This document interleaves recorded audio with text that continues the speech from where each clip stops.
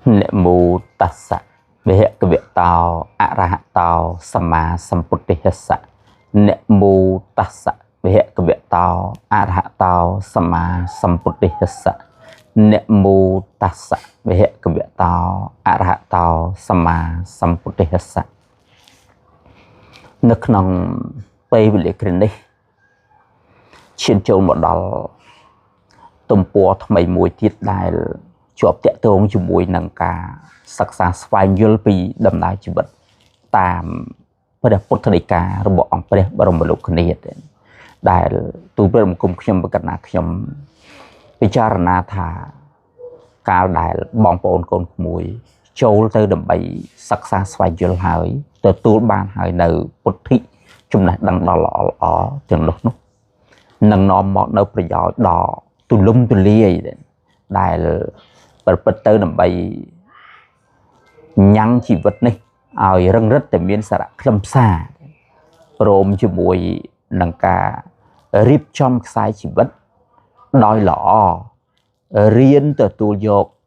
នៅរឿងពិតក្នុងដំណើរជីវិតបានដោយប្រពៃទាំងអាចធ្វើឲ្យបានដល់ទីពឹងពិតដែលជីវិតនេះ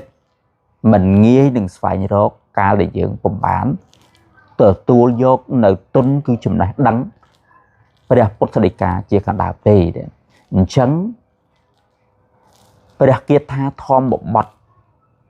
ទាំងអស់មាន26វគ្គគឺជាមូលដ្ឋានគ្រឹះដ៏ចម្បងសំខាន់ជាទីបំផុតដែលអាចនាំឲ្យបងប្អូនកូនក្មួយឈានចូលទៅដល់ភាពជាមនុស្សដែលបានធ្វើនៅសារៈខ្លឹមសារក្នុងដំណើរជីវិតដោយប្រពៃអញ្ចឹងរឿងសំខាន់អង្គប្រកប4ប្រការដែលបងប្អូនកូនក្មួយត្រូវតែតម្កល់ទុកឲ្យល្អគឺសុចេអុលិស្ដាប់គិតសួរកត់ចំណុច4ប្រការជាកត្តាសំខាន់ដែលបងប្អូននឹងទទួលបាននៅទីពឹងដ៏ថ្លៃថ្លាក្នុងជីវិតយ៉ាងពិតប្រាកដដោយការសិក្សាជាបន្តនៅខ្សែវីដេអូដែលទូព្រះបង្គំខ្ញុំកណ្ដាខ្ញុំនឹងលើកឡើងជាបន្តបន្ទាប់សូមអនុមោទនា